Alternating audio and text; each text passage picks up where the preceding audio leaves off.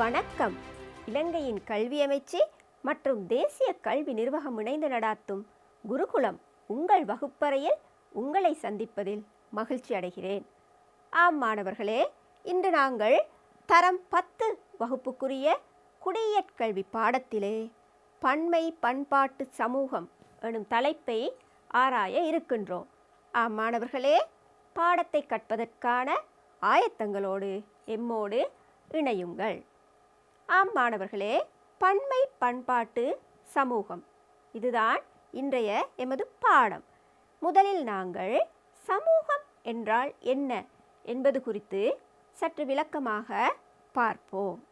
ஆம் மாணவர்களே, சமூகம் எனப்படுவது மனிதனின் விசேட இயல்புகளில் ஒன்றான கூட்டாக இயங்குதல் எனும் இயல்பை அடிப்படையாக கொண்டு, அதாவது குழுவாக இயங்கும் இயல்பினை அடிப்படையாக கொண்டு ஒரு மக்கள் கூட்டம் தாமாகவே உருவாக்கிக் கொள்பவைதான் சமூகங்கள் எனப்படுகின்றன. இதில் மனிதன் முதன்மை பெறுகின்றான். ஆம் மாணவர்களே, மனிதனின் விசேட இயல்பான கூட்டாக வேலை செய்யும் பொருட்டு மனிதனை முதன்மைப்படுத்தி உருவாக்கப்படுவதே சமூகம் எனலாம். ஆம் மாணவர்களே, இந்த சமூகத்திற்கு பொதுவானதொரு இலக்கு இருக்கும். அந்த இலக்கை நோக்கி இந்த மனித குழு சென்றடைய நினைக்கும். அதுவே சமூகம் எனப்படுகிறது. ஆம் மாணவர்களே, சமூகம் எனப்படுவது பொதுவான இலக்கு ஒன்றை உருவாக்கி கொண்டு அதனை நோக்கி நகரும் ஒரு மக்கள் கூட்டமாகவே அமைகிறது. ஆம் மாணவர்களே, அடுத்து சமூகம் என்பது, அதாவது நாம் வாழும் சமூகம் என்பது பல சிக்கார்ந்த விடயங்களை தன்னகத்தே கொண்டுள்ளது. ஒரே விதமாக அவை அமைவது இல்லை. சமூகங்கள் பல விதங்களாக அமைகின்றன. அவற்றுக்கு சில அடிப்படை காரணங்கள் இருக்கின்றன. அவற்றை நோக்குவோம். இதில் முதலாவதாக நாங்கள் நோக்கக்கூடியது பொருளாதாரம். ஆம் மாணவர்களே, பொருளாதாரத்தை அடிப்படையாக கொண்டு சமூகங்கள் தமது இலக்குகளை அமைத்து கொண்டு அதன்படி பகுதிகளாக பிரியும். அடுத்ததாக அரசியல் வேறுபாடுகள். ஆம், அரசியல் ரீதியான வேறுபாடுகளை கொண்டு சமூகங்கள் கூட்டங்களாக பிரியும். அடுத்தது மிக முக்கியமானது பண்பாடு. ஆம் மாணவர்களே, பண்பாடு போன்ற அம்சங்கள் மூலமாக சமூகங்கள் வகுதிகளாக பிரியும். அடுத்தது புவியியல் ரீதியாக நாம் வாழும் இந்த புவியியல் ரீதியாக சமூகங்கள் பிரிவுகளாக பிரியும். அடுத்ததாக மாணவர்களே, அந்த மக்கள் கூட்டம் பயன்படுத்தும் தொழில்நுட்பம் இவற்றின் அடிப்படையிலேயும் அவை குழுக்களாக பிரியும், அதாவது சமூகங்கள் உருவாகும். ஆம் மாணவர்களே, அடுத்து நாங்கள் பண்பாடு என்றால் என்ன என்பதை விளக்கமாக நோக்குவோம். பண்பாடு என்பது குறித்து பலர் பல வகையிலும் வரைவிலக்கணங்களை கூறியுள்ளனர். அவற்றுள் மிக பிரதானமானது டி.பி. டெய்லர் அவர்களின் வரைவிலக்கணம். அறிவு, வழிபாடு, கலைகள், சட்டம், கலாச்சாரம், பழக்க வழக்கம் மற்றும் சமூகத்தில் வாழ்வதன் மூலம் மனிதன் பெற்றுக்கொள்கின்ற ஏனைய பின்பற்றுதல்கள், ஆற்றல்கள் என்பவற்றின் கூட்டாகவே பண்பாடு என்பது அமைவதாக டி.பி. டெய்லர் என்பவர் குறிப்பிடுகின்றார். ஆம் மாணவர்களே, டெய்லரின் கருத்துப்படி பண்பாடு என்பது அறிவு, அந்த சமூகத்தின் பழக்க வழக்கங்கள், வழிபாட்டு முறைகள், கலைகள், கலாச்சாரங்கள் இவை மாத்திரமன்றி அந்த சமூகம் தொடர்ந்து இயங்கிக் கொண்டிருக்கும் போது பெற்றுக்கொள்ளக்கூடிய பின்பற்றல்கள், அந்த சமூகத்தில் உள்ள நபர்களின் பின்பற்றல்கள் மற்றும் ஆற்றல்கள் இவற்றின் தொகுப்பாகவே நாங்கள் இந்த பண்பாடு என்ற சொல்லை நோக்கலாம் என டி.பி. டெய்லர் அவர்கள் குறிப்பிடுகிறார்கள். இன்னும் சில வரைவிலக்கணங்களை நாங்கள் நோக்குவோம்.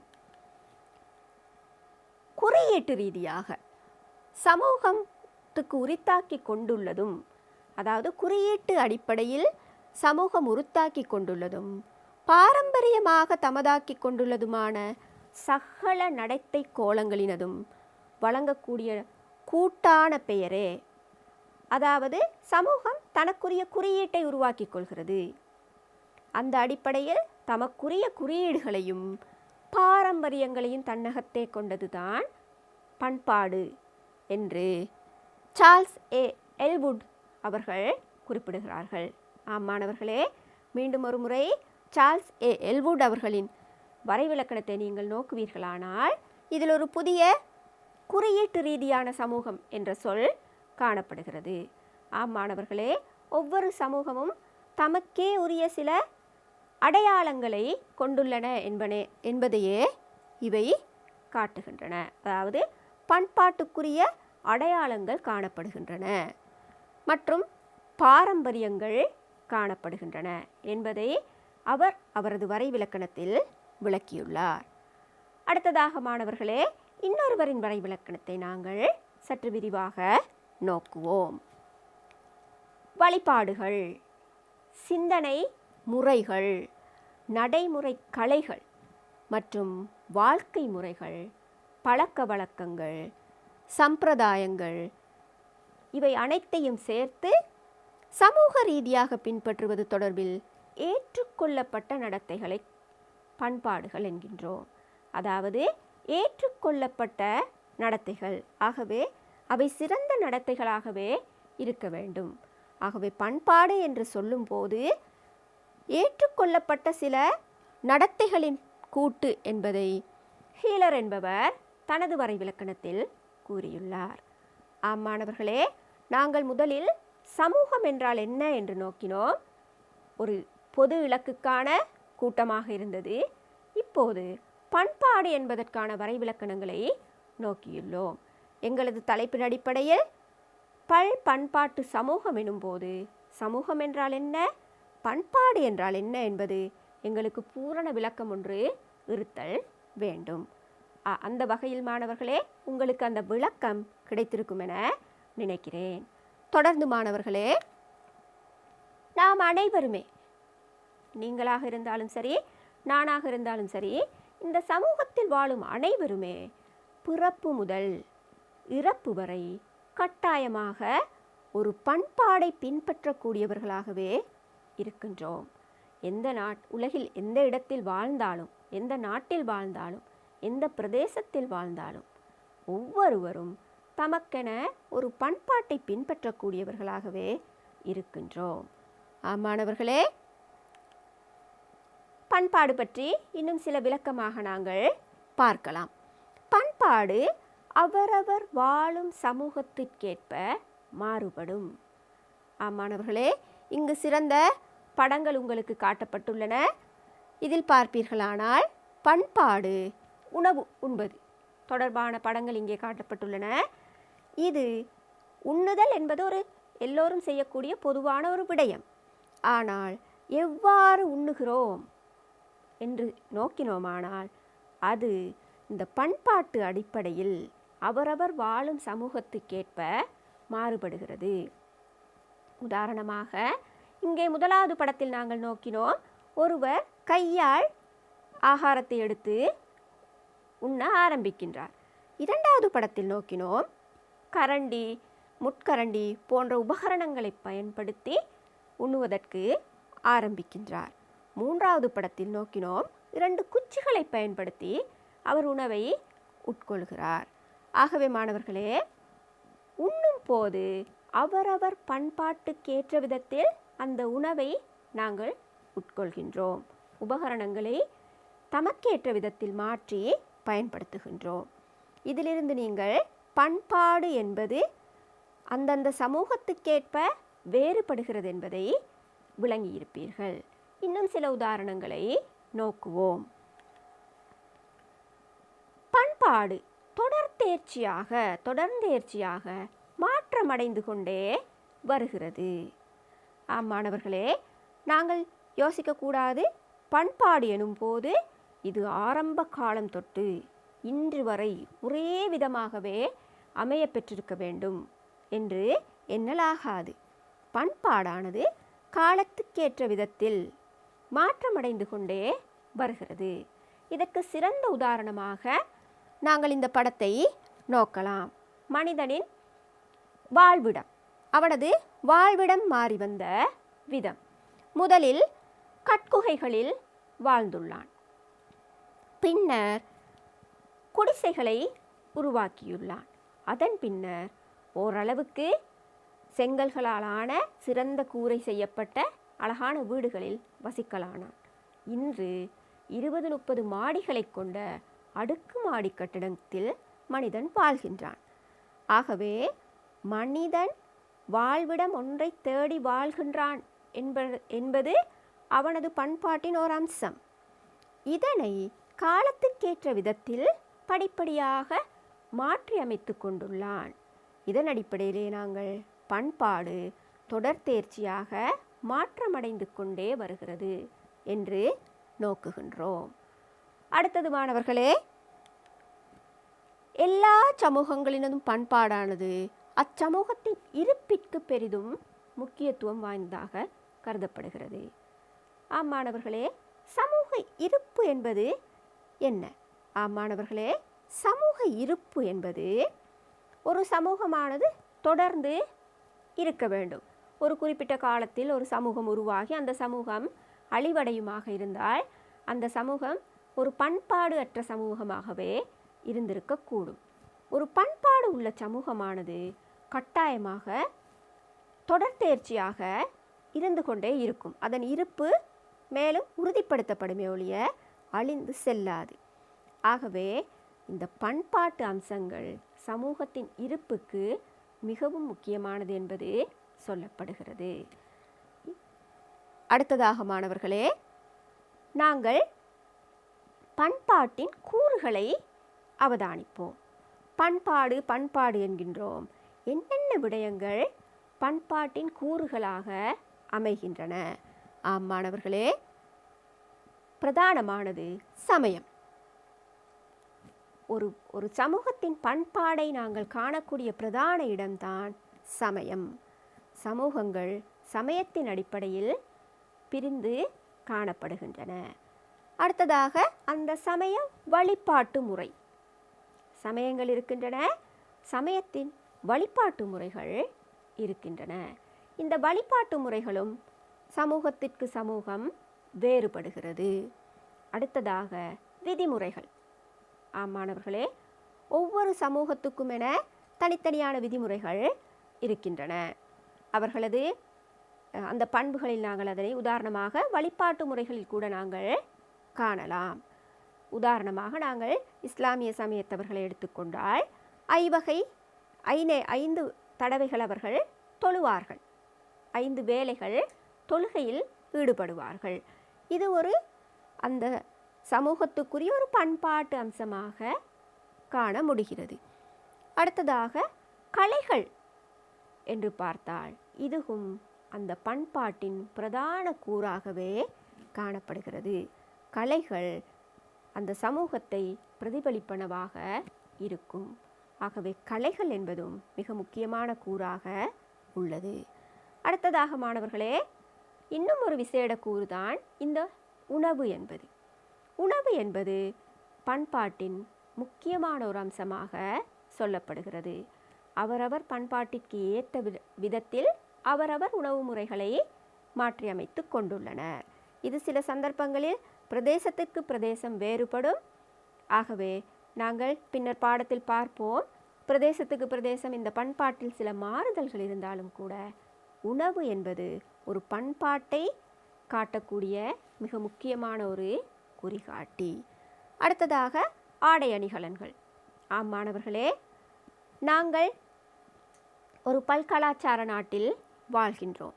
சாதாரணமாக பாதையில் நடந்து செல்லும் போது கூட ஆடை அணிகளை வைத்துக்கொண்டே நாங்கள் மக்களை இன ரீதியாக மத ரீதியாக பிரித்து பார்த்து விடலாம். அவ்வளவாக எங்களுக்கு இந்த ஆடை என்பது பண்பாட்டின் பிரதான அம்சமாக உள்ளது. அடுத்ததாக மாணவர்களே, அறிவும் இந்த பண்பாட்டின் ஒரு கூறாக சொல்லப்படுகிறது. ஆம் மாணவர்களே, அவரவர் பண்பாட்டுக்கேற்ற விதத்தில் அவரவர் அறிவும் மட்டுப்படுத்தப்பட்டிருக்கும், அதாவது உருவாக்கப்பட்டிருக்கும் என்பது இதிலிருந்து எங்களுக்கு தெரிகிறது. அடுத்ததாக மாணவர்களே, மொழி. நாங்கள் பேசுகின்ற மொழி எங்களது பண்பாட்டின் மிக பிரதானமான ஒரு கூறாக மாறுகிறது. சில சந்தர்ப்பங்களில் இந்த மொழியும் பிரதேசத்திற்கு பிரதேசம் வேறுபடுமே அன்றி மொழி என்பது எங்களது பண்பாட்டின் ஒரு பிரதான கூறாகவே இருக்கிறது. மாணவர்களே, அடுத்ததாக இன்னும் சில நாங்கள் பண்பாட்டு கூறுகளை அவதானிப்போம். அரசியல். மாணவர்களே, அரசியலும் எங்களது பண்பாட்டு கூறில் மிக முக்கியமான ஒன்றாகவே அமைகிறது. அடுத்ததாக நம்பிக்கைகள் பிரதானமான ஒரு விடயம். ஒரு சமூகம் தனது நம்பிக்கையை கட்டாயம் கடைபிடிக்கிறது. இது பண்பாடு எனும் கூறாக அமைகிறது. தொழில்நுட்பம். மாணவர்களே, தொழில்நுட்பமும் ஒரு பண்பாட்டின் பிரதான கூறாக சொல்லப்படுகிறது. அடுத்ததாக மாணவர்களே, உட்கட்டமைப்பு வசதிகள். ஒரு மனிதன் தான் வாழும் இடத்தில் தனக்கு தேவையான வசதிகளை செய்து கொள்ளலைத்தான் நாங்கள் உட்கட்டமைப்பு என்கின்றோம். உட்கட்டமைப்பின் போதும் எங்களுக்கு கட்டாயம் அது சமூகத்துக்கு சமூகம் வித்தியாசப்படுகிறது. அதனையும் நாங்கள் பண்பாட்டின் கூறாகவே நோக்குகின்றோம். அடுத்து மாணவர்களே, பொருளாதாரம். அவரவர் பண்பாட்டிற்கேற்பவே அவரவர் தமக்குரிய பொருளாதார நடவடிக்கைகளில் ஈடுபட எத்தனிக்கின்றனர். பெரும்பாலான சந்தர்ப்பங்களில் இது நிகழ்கிறது. அடுத்ததாக மாணவர்களே, மரபுகள். நாங்கள் தொன்று தொட்டு பின்பற்றி வந்தவைகளையே நாங்கள் மரபுகள் என்கின்றோம்.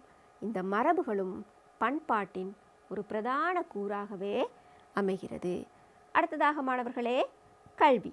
நாங்கள் அறிவு என்ற ஒரு பகுதியையும் பார்த்தோம், கல்வி என்ற ஒரு பகுதியையும் பார்க்கின்றோம். இவைகள் பண்பாட்டின் அடிப்படையில் சமூகம் உருவாகிறது. அடுத்ததாக மிக முக்கியமான விடயம் பழக்க வழக்கங்கள்.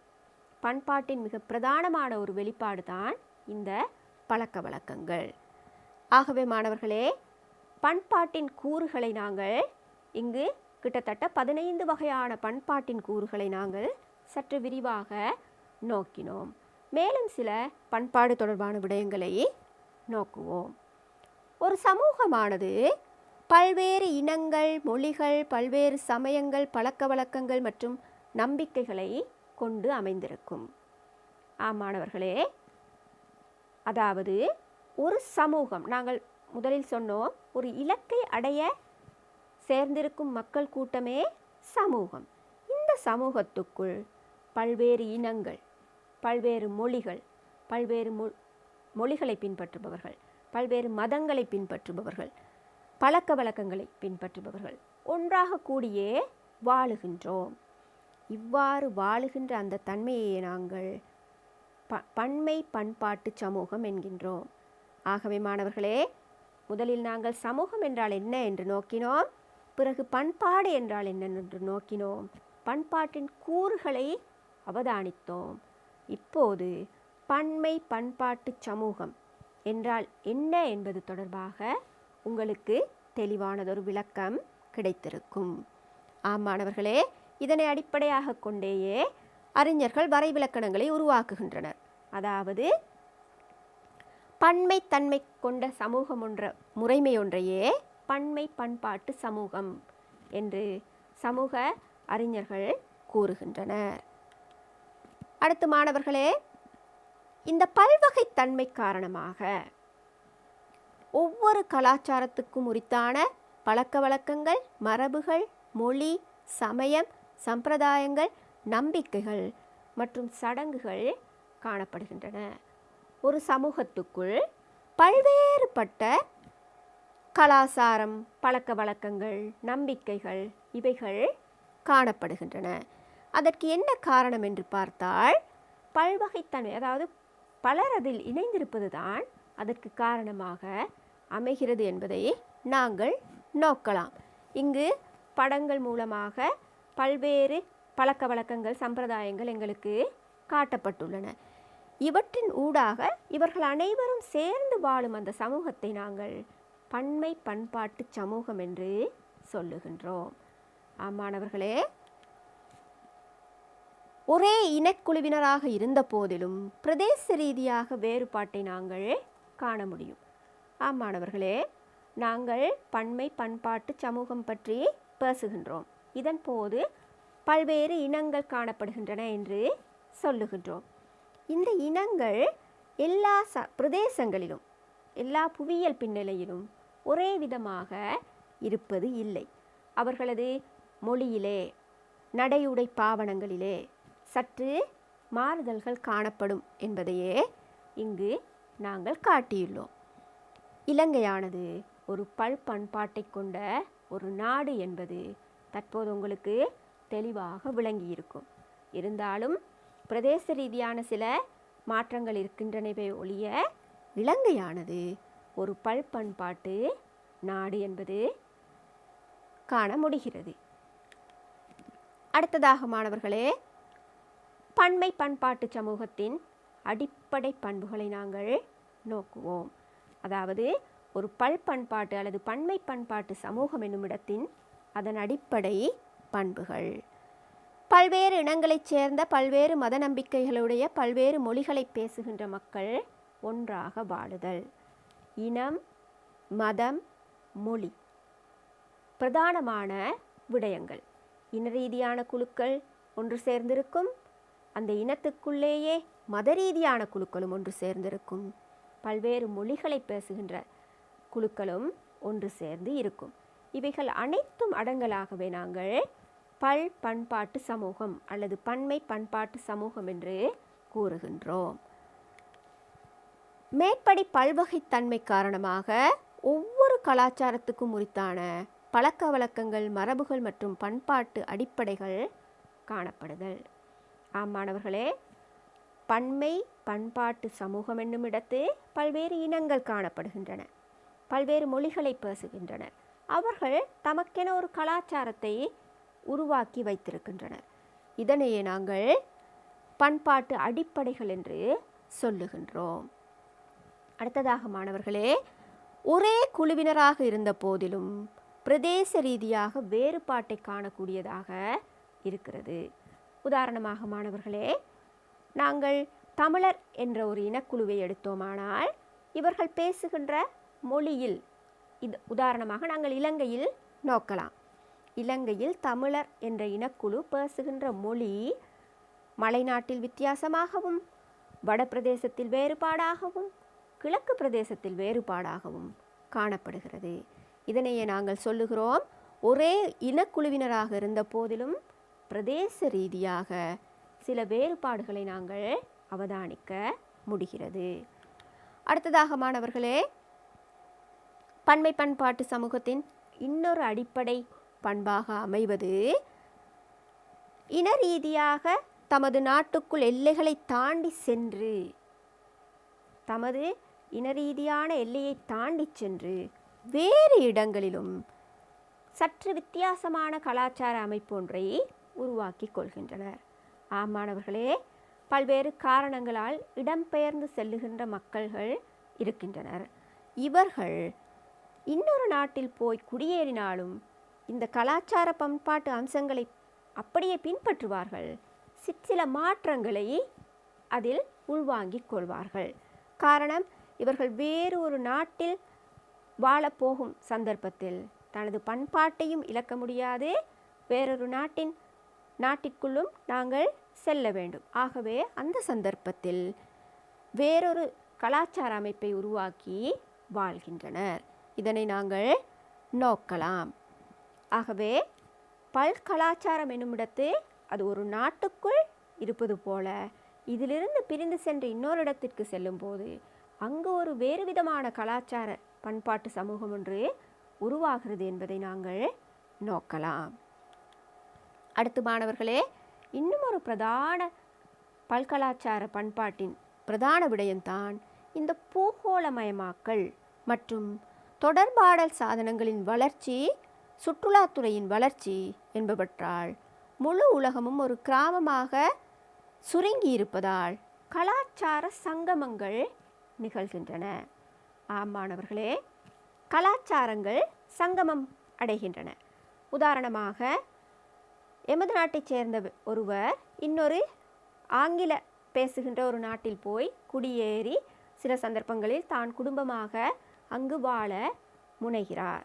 இதன் போது அவர் அங்குள்ள நண்பர்களோடு பழக ஆரம்பிக்கின்றார்.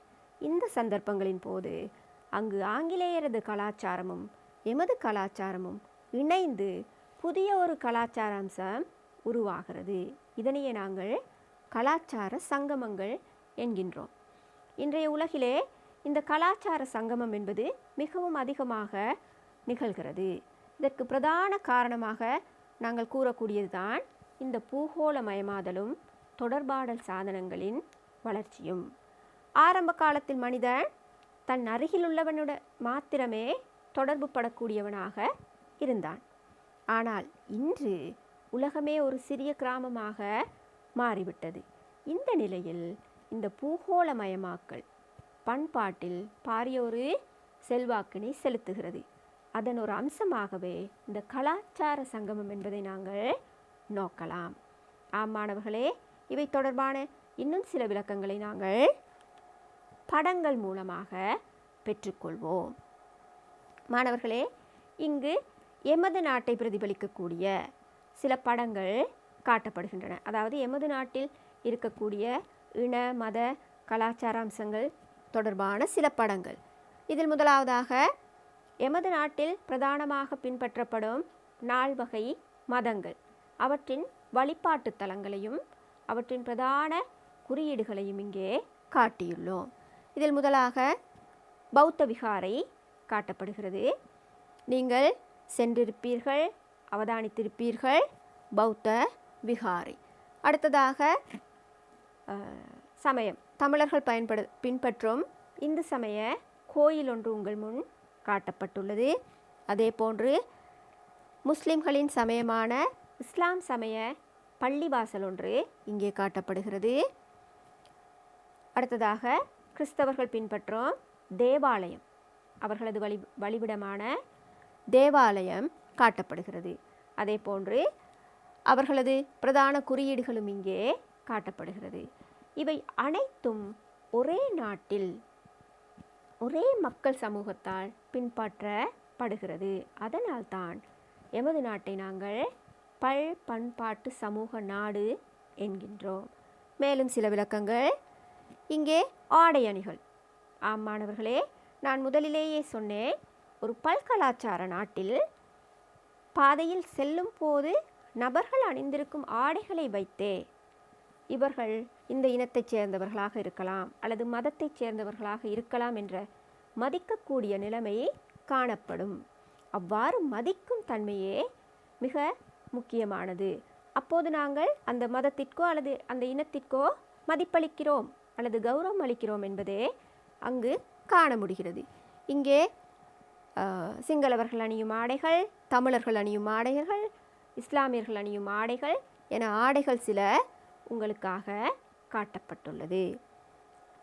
அடுத்து மாணவர்களே, நாங்கள் விழிக்கும் அந்த பண்பு. மாணவர்களே, நாங்கள் எவ்வாறு மற்றவர்களை விழிக்கிறோம் என்பதை இங்கே காணலாம். உதாரணமாக இங்கே வணக்கம், ஆயுபோவான் இந்த சொற்கள் போடப்பட்டுள்ளன. இதே போன்று உலக நாடுகள் பலவற்றிலும் பல்வேறு விதமாக ஒருவரை ஒருவர் விழித்து கொள்கிறோம். இருந்தாலும் இந்த எல்லா கலாச்சாரமும் சங்கமம் அடைந்து ஒரு நாடாக எமது நாடு பரிணமித்துள்ளது. அடுத்து மாணவர்களே, இங்கு எமது நாட்டில் எல்லா இனங்கள் மதங்கள் ரீதியாக பின்பற்றக்கூடிய சில கலை அம்சங்கள் காட்டப்பட்டுள்ளன. இங்கே சிங்களவர்களது சில கலை அம்சங்கள், தமிழர்கள் பின்பற்றும் கலை அம்சங்கள், இஸ்லாமியர்களது கலை அம்சங்கள் என எல்லா கலை அம்சங்களும் சங்கமிக்கும் ஒரு நாடாக எமது நாட்டை நோக்கலாம். அடுத்து மாணவர்களே, உணவு முறைகள் ஒரு பண்பாட்டின் மிக பிரதானமான கூறாக, பிரதானமான எடுத்துக்காட்டாக அமைவது உணவு. இங்கு பலவேறு வகையான உணவுகள் காட்டப்பட்டுள்ளன. இவற்றை அவதானிக்கும் போதே நீங்கள் இந்த படத்தை வைத்துக்கொண்டே இது இந்த இனத்தவர்களது உணவு, இந்த சமய சடங்கின் போது இந்த உணவு பயன்படுத்தப்படும் என்று பிரித்தறியக்கூடியவாறு இது காட்டப்பட்டுள்ளது. மாணவர்களே, அடுத்ததாக மிக பிரதானமான ஒரு நிகழ்வு, எங்கள் வாழ்நாளில் நிகழக்கூடிய பிரதானமான ஒரு நிகழ்வு காட்டப்பட்டுள்ளது. இந்த நிகழ்வின் போதும் நாங்கள் இன ரீதியாக வேறுபடுகின்றோம் என்பதை அவதானிக்க முடிகிறது. திருமண வைபவம் ஒன்றின் படம் காட்டப்பட்டுள்ளது. ஒவ்வொரு இனத்தவர்களும் எவ்வாறு தமது திருமணங்களை நடாத்துகின்றார்கள் என்பது தெளிவான படங்கள் மூலமாக உங்களுக்கு விளக்கப்பட்டுள்ளது. மாணவர்களே, அடுத்ததாக நாங்கள் பார்க்கக்கூடியது, நாங்கள் பண்பாட்டின் கூறுகளாக தொழில்நுட்பம், அறிவு இவற்றை நோக்கினோம். இங்கு தொழில்நுட்பங்கள் காட்டப்படுகின்றன.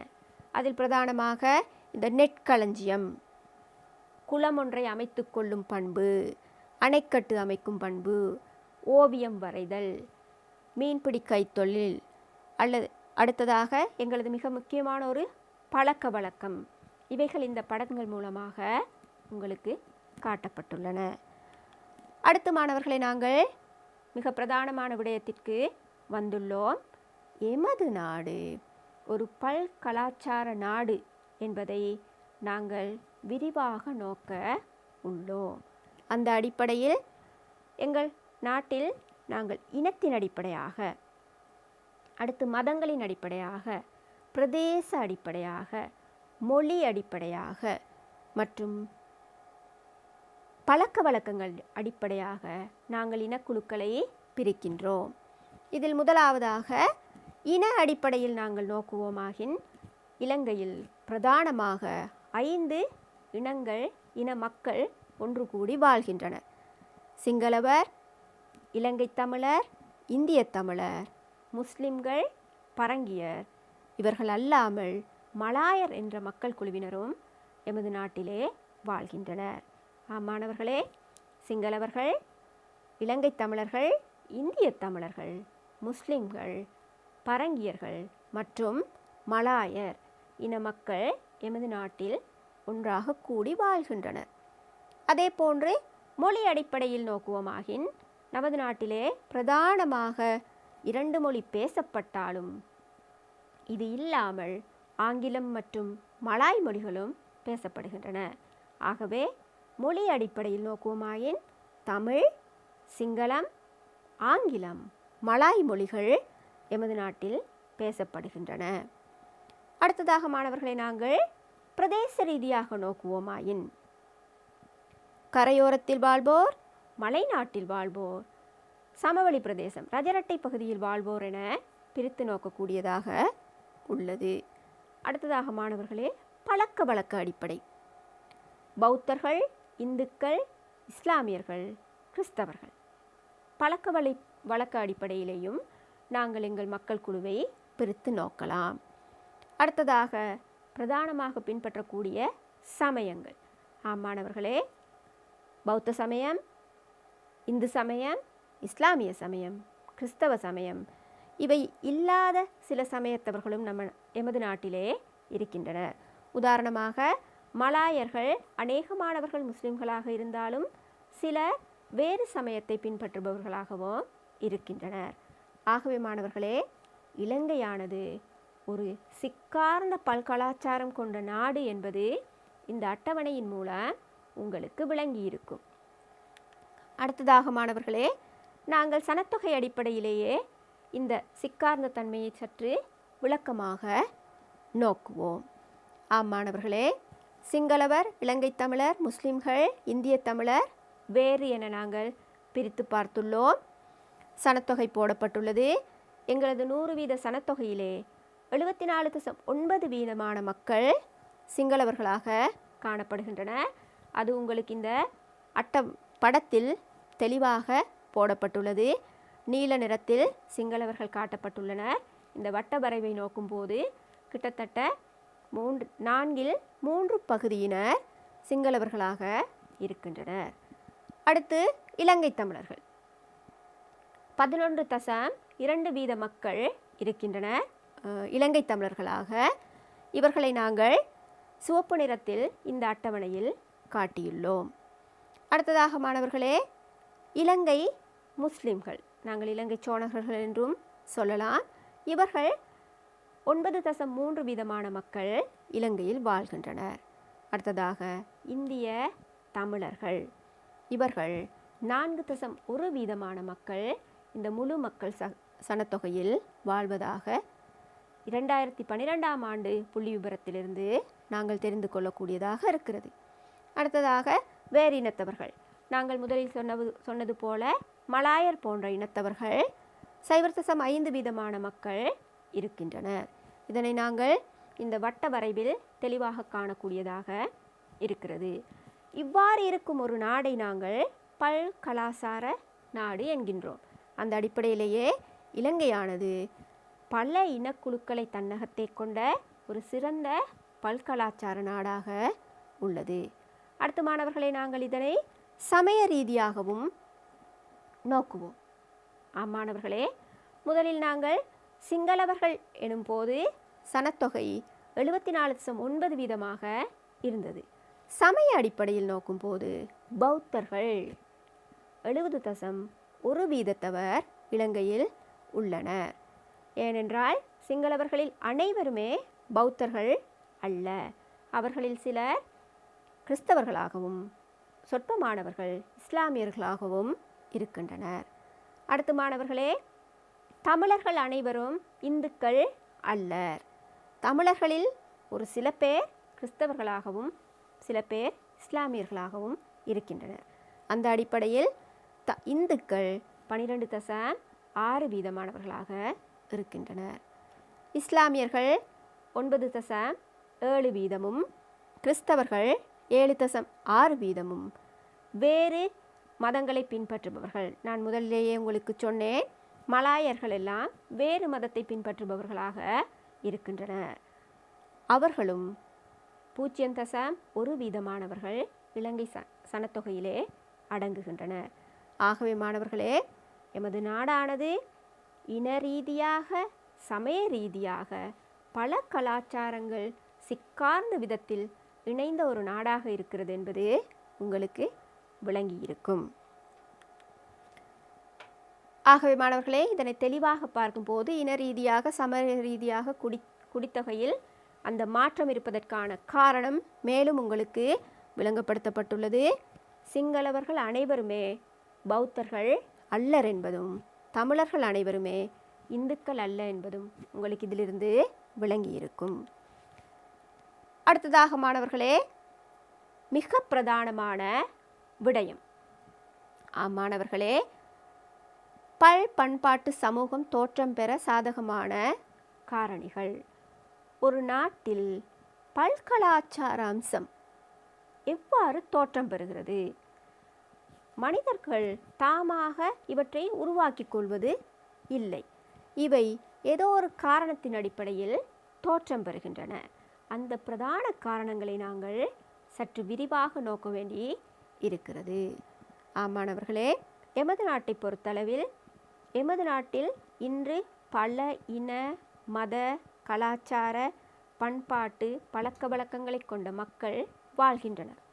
இவர்கள் எவ்வாறு இவ்வாறு பிரிவடைந்தனர் அல்லது எவ்வாறு இவர்கள் இவ்வாறு உருவாகினர் என்பது பற்றி நோக்குமிடத்தே இதனை நாங்கள் பல்கலாச்சாரம் தோன்றுவதற்கான சாதகமான காரணிகள் அல்லது உந்துதலான காரணிகள் என்று நோக்கலாம். அதில் முதலாவதாக நாங்கள் மாணவர்களே அமைவிடம் என்பதை நோக்குவோம். மாணவர்களே, எமது நாட்டின் அமைவிடம் உங்களுக்கு தெரியும். உலகத்தில் 7 கண்டங்கள், 5 சமுத்திரங்கள் என்பன இடம்பெறுகின்றன. இவற்றில் எமது நாடானது இந்த சமுத்திரத்தில் அமையப்பெற்றுள்ளது. ஆசிய கண்டம், அதாவது உலகத்திலே மிகப்பெரிய கண்டமான ஆசிய கண்டத்தில் உள்ள ஒரு நாடாகும். இருந்தாலும் இது ஒரு தீவாக காணப்படுகிறது. 4 பக்கமும் கடலால் சூழப்பட்ட ஒரு தீவாகவே, தனித்தீவாகவே உள்ளது. வரலாற்று பாடத்தில் மாணவர்களே நீங்கள் நிறைய விடயங்கள், எமது நாட்டின் அமைவிடத்தின் சிறப்பு சம்பந்தமாக நிறைய விடயங்களை கற்றிருப்பீர்கள். அதனை மேலும் விளக்கமாக பார்ப்போம். மாணவர்களே, எங்களது நாட்டின் அமைவிடம் எங்களது நாட்டுக்கு பல் கலாச்சாரத்தை உண்டு பண்ணிய மிக முக்கியமான ஒரு காரணியாக அமைகிறது. இதில் முதலாவது புவியியல் ரீதியான அமைவிடம். அதனையே நாங்கள் கண்டம், சமுத்திரம் ரீதியாக பார்க்கின்றோம். அடுத்ததாக சார்பு அமைவிடத்தை நோக்கினோம், தனி அமைவிடத்தை நோக்குவோமானாலும் எமது நாடு மிக ஒரு பொருத்தமான சீதோசன நிலை, அதாவது காலநிலை உள்ள ஒரு நாடாக இருக்கிறது. அதாவது மாணவர்களே, மத்திய கோட்டுக்கு அண்மையில் உள்ள ஒரு நாடாகவும் வருடம் முழுவதும் மழை பெறக்கூடிய சிறந்த ஒரு காலநிலை உள்ள ஒரு நாடாக எமது நாடு உள்ளது. இந்த புவியியல் அமைவிடம் எமது நாட்டிற்கு மக்கள் கூட்டத்தை வர செய்தது. அதனையே நாங்கள் பல்பண்பாடு தோன்றுவதற்கு சாதகமான புவியியல் அம்சமாக இந்த புவியியல் அமைவிடத்தை கூறுகின்றோம். அடுத்தது மாணவர்களே, இந்து சமுத்திரத்தின் மத்தியில் அமைந்துள்ளது. எமது நாடானது இந்து சமுத்திரத்தின் நடுவில், ஆரம்ப காலத்தில் இந்து சமுத்திரத்தின் நித்திலம் என்று எமது நாட்டை வர்ணிப்பார்கள். அந்த அளவுக்கு எமது நாடு ஏனைய நாடுகளின் போக்குவரத்து மத்திய இடத்தில் அமைந்துள்ளது. ஆகவே மேலைத்தேயத்தில் இருப்பவர்கள் கீழைத்தேயத்திற்கு வரும் சந்தர்ப்பத்தில் கட்டாயம் எமது நாட்டை கடந்து செல்ல வேண்டியவர்களாக இருந்தார்கள். இதனாலேயே இங்கு பல்கலாசாரம் தோற்றம் பெற ஒரு அடிப்படை அமைந்தது. அடுத்ததாக இந்தியாவுக்கு மிக அண்மையில் அமைந்திருக்கின்றமை. மாணவர்களே, எமது நாடானது ஒரு சிறிய, அதாவது 65,610 சதுர கிலோமீட்டர்களை கொண்ட ஒரு சிறிய நாடாக இருந்த போதிலும் பெரும் செல்வாக்கு எமக்கு அண்மையிலுள்ள இந்திய நாட்டினால் எமக்கு ஏற்படுகிறது. இந்த இந்திய நாட்டின் செல்வாக்கு எங்களுக்கு பல்கலாச்சாரத்தை தோற்றுவிப்பதில் பெரிதும் சாதகமாக அமைந்தது. இதனை நாங்கள் அடுத்தடுத்து இந்தியாவிலிருந்து இங்கே வந்த மக்கள் கூட்டத்தின் மூலம் தெரிந்து கொள்ளலாம். அடுத்து மாணவர்களே, கிழக்கு மேற்கு வர்த்தக பாதையின் மத்தியில் இலங்கை அமைந்துள்ளது. நான் முதலில் சொன்னது போல மாணவர்களே, எமது நாடானது இந்து சமுத்திரத்தின் மத்தியில் அமைந்துள்ளது. கிழக்கிலிருந்து பொருட்களை மேற்குக்கு கொண்டு செல்வதற்கும் மேற்கிலிருந்து வியாபாரிகள் கிழக்கு நோக்கி வருவதற்கும் எமது நாடே மத்திய இடமாக அமைந்துள்ளது. ஆகவே இந்த அமைவிடமானது, இலங்கையின் அமைவிடமானது இலங்கையில் பல்கலாச்சார தன்மையை உருவாக்குவதில் பெரிதும் செல்வாக்கு செலுத்துகிறது. அடுத்து மாணவர்களே, மிக முக்கியமான விடயம் குடிபெயர்வு. எமது நாட்டை நோக்கி வந்த குடிபெயர்வுகள். மாணவர்களே, நீங்கள் வரலாற்று பாடத்தில் நிறைய விடயங்கள் இந்த குடிபெயர்வு தொடர்பாக கற்றிருப்பீர்கள். இருந்தாலும் நாம் இவற்றை சற்று விரிவாக நோக்குவோம். முதலில் விஜயனின் வருகை. மாணவர்களே, விஜயனின் வரலாறு உங்களுக்கு தெரிந்திருக்கும். இருந்தாலும் சுருங்கச் சொல்லின், இந்தியாவின் லாடநாட்டு பிரதேசத்திலிருந்து நாடு கடத்தப்பட்ட ஒரு குழுவினராகவே விஜயனையும் அவனது 700 தோழர்களையும் நாங்கள் காணலாம். அவ்வாறு நாடு கடத்தப்பட்ட விஜயனும் 700 தோழர்களும் ஒரு கப்பலில் வரும் சந்தர்ப்பத்தில் ஒரு புயல் காரணமாக இலங்கையின் வடமேற்பகுதியில் உள்ள ஒரு துறைமுகம் அல்ல, ஒரு கடற்கரையில் அவர்கள் கரையொதுங்குகின்றனர். இதுவே இலங்கையின் முதலாவது அந்நிய குடியேற்றமாக கொள்ளப்படுகிறது. விஜயன் இலங்கைக்கு வந்து இலங்கையின் தனது குடியேற்றத்தை அமைத்து, தனது நண்பர்களுக்கும் குடியேற்றங்களை அமைத்து கொடுத்து இலங்கை வரலாற்றை உருவாக்குவதற்கே இதுவே பிரதான காரணமாக இருந்தது. இதன் பிறகே இலங்கையின் பல்பண்பாடு உருவாக அடித்தளம், அதாவது பேஸ்மெண்ட் அமைந்தது எனலாம். ஆகவே மாணவர்களே, குடிபெயர்வில் விஜயனின் வருகை மிக முக்கியமானது. விஜயன் வருகையை தொடர்ந்து அவரை திருமணம் முடிப்பதற்காக மதுராபுரியிலிருந்து இளவரசி வரவழைக்கப்படுகிறார். இந்த மதுராபுரி இளவரசி பல பெயர்களால் அழைக்கப்படுகிறாள். பாண்டி நாட்டு இளவரசி என்போம், விஜயை என்போம், எல்லாம் இந்த மதுராபுரி இளவரசியே.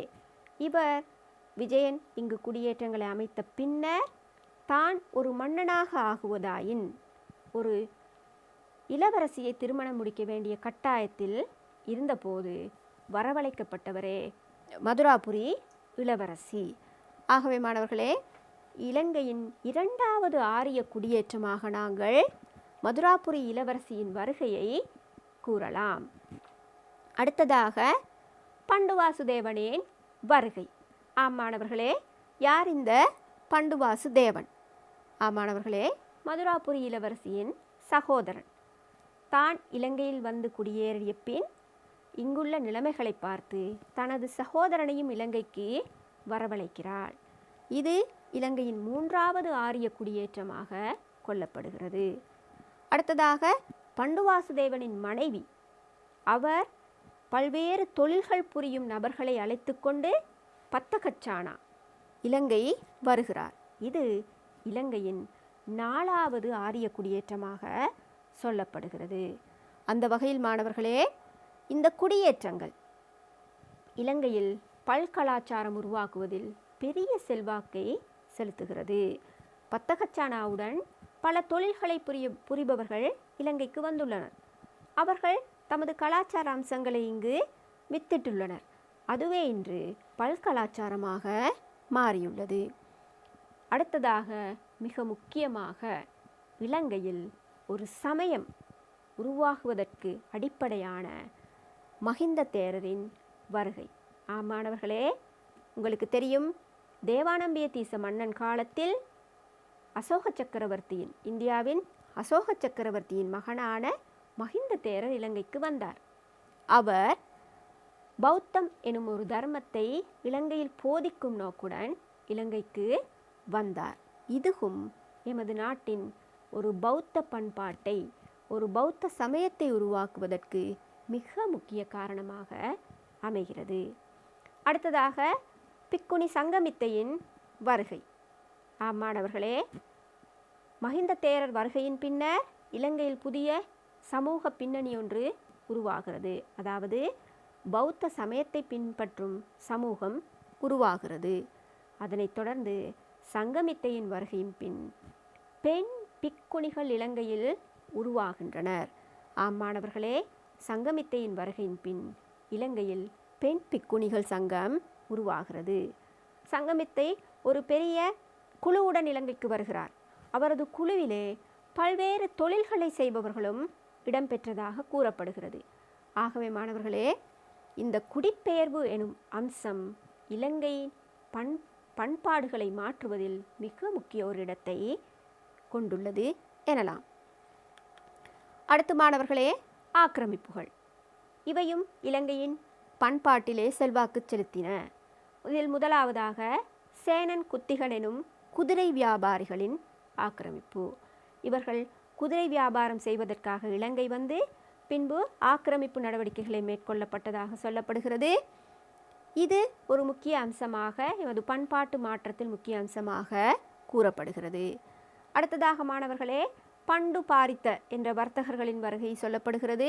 இவர்களும் இலங்கை பண்பாட்டில் பெரிய தாக்கத்தை செய்துள்ளனர். அடுத்ததாக மாணவர்களே, கலிங்க மாகனின் ஆக்கிரமிப்பு. மாணவர்களே, உங்களுக்கு தெரியும், இலங்கையின் முதலாவது தலைநகரம் அனுராதபுரம், இரண்டாவது தலைநகரம் பொலன்னறுவை. இந்த பொலன்னறுவை சோழர்களால் தலைநகரமாக்கப்பட்டது.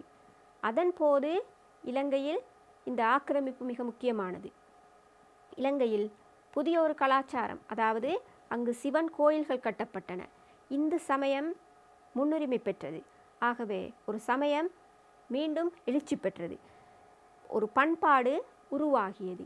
இதன் போது அதனை முறியடிக்கும் ஒரு விடயமாகவே இந்த கலிங்க மாகனின் ஆக்கிரமிப்பு அமைந்தது. அதாவது பொலன்னறுவையை கைப்பற்றியவரே கலிங்க மாகன். ஆகவே இந்த ஒவ்வொரு அம்சங்களும் பண்பாட்டு அம்சங்கள் உருவாகுவதற்கும் அவை வளர்ச்சி பெறுவதற்கும் அவை மாற்றம் அடைவதற்கும் காரணமாக இருந்துள்ளன. அடுத்தது மாணவர்களே, மிக முக்கியமான ஆக்கிரமிப்பில் ஒன்றாக சொல்லக்கூடிய ஐரோப்பிய நாட்டவரின் குடியேற்றவாதம்.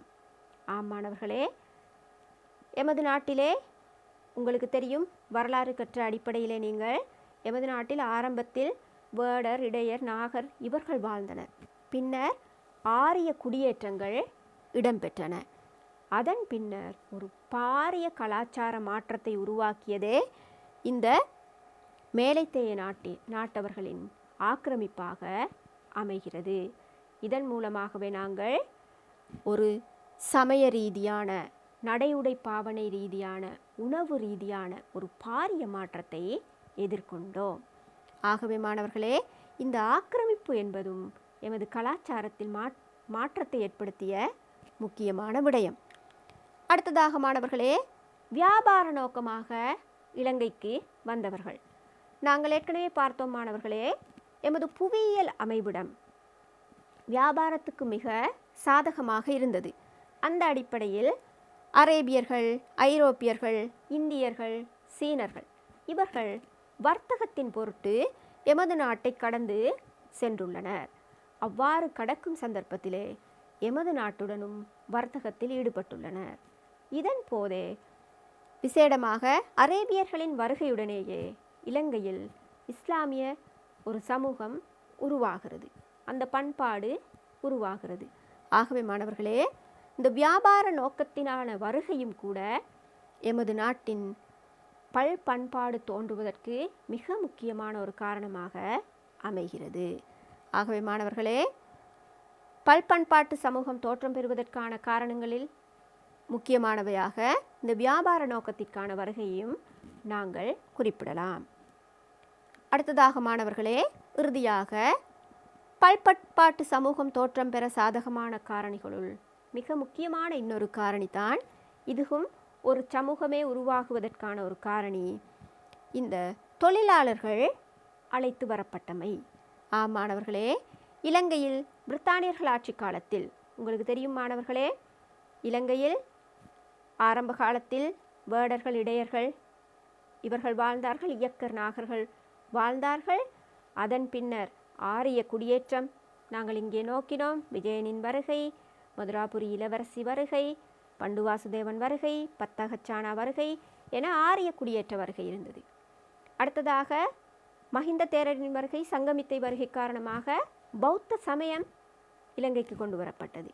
அதனைத் தொடர்ந்து மாணவர்களே, மிக முக்கியமான வெளிநாட்டு ஆக்கிரமிப்பாக போர்த்துகேயர், அடுத்ததாக ஒல்லாந்தர், அடுத்து பிரித்தானியர்கள் இவர்களது குடியேற்றவாதம் எமது நாட்டில் நிலைநாட்டப்பட்டது. அதன் பிரதிபலிப்பாக நாங்கள் நிறைய பண்பாட்டு அம்சங்களை உள்வாங்கினோம். அத்தோடு இந்த பிரித்தானியர்களின் மிக முக்கியமான இன்னொரு செயற்பாடுதான் தொழில் செய்யும் நிமித்தம் தென்னிந்தியாவிலிருந்து ஒரு மக்கள் கூட்டத்தினரை அவர்கள் இலங்கைக்கு வரவழைக்கின்றனர். ஆம் மாணவர்களே, இன்று நாங்கள் பெருந்தோட்டத்தில் தொழில் செய்வதற்காக இந்திய தமிழர்கள் என்ற மக்கள் கூட்டமே இந்த பிரித்தானியர்கள் ஆட்சி காலத்திலே இலங்கைக்கு வரவழைக்கப்பட்டவர்கள் ஆவார்கள். ஆம் மாணவர்களே, இவர்கள் இன்று சனத்தொகையில் ஒரு குறிப்பிட்ட அம்சத்தில் இருப்பதோடு ஒரு இனமாகவே பிரதிபலிக்கின்றனர். ஆகவே மாணவர்களே, இன்றைய இந்த பாடத்தில் நாங்கள் நிறைய விடயங்களை நோக்கினோம். முதலாவதாக சமூகம் என்றால் என்ன என்பது பற்றிய விளக்கத்தை பெற்றோம். அடுத்ததாக மாணவர்களே, பண்பாடு என்றால் என்ன என்பது தொடர்பான விளக்கத்தை பெற்றோம். இறுதியாக பண்பாட்டின் கூறுகள் என்ன என்பவற்றை தெளிவாக 15 கூறுகளையும் நாங்கள் தெளிவாக நோக்கினோம். அடுத்ததாக மாணவர்களே, இலங்கை ஒரு பண்பாட்டு நாடு என்பதை நாங்கள் தெளிவாக இன ரீதியாக, மொழி ரீதியாக, சமய ரீதியாக, பிரதேச ரீதியாக அவர்கள் பின்பற்றும் மதங்கள் அடிப்படையில் பிரித்து நோக்கினோம். இறுதியாக இந்த பண்பாடு உருவாகுவதற்கு சாதகமான காரணிகள், ஆம் மாணவர்களே, அதில் பிரதானமாக அமைவிடம், குடிபெயர்வு, ஆக்கிரமிப்புகள் மற்றும் சாதகமான தொழிலாளர்களை இங்கு அழைத்து வந்தமை போன்ற காரணிகளை நோக்கினோம். ஆம் மாணவர்களே, தரம் 10 பண்பாட்டு சமூகம் என்ற பாடத்தில் நாங்கள் இந்த பூரணமான விளக்கத்தை இன்று பெற்றிருப்போம் என்பதை நாங்கள் விளங்கியிருப்போம். ஆகவே மாணவர்களே, பல் பண்பாட்டு சமூகம் என்ற தலைப்பு உங்களுக்கு விளங்கியிருக்கும் என்று நினைக்கின்றேன். மீண்டும் இவ்வாறானதொரு பாடத்தில் சந்திக்கும் வரை வணக்கம்.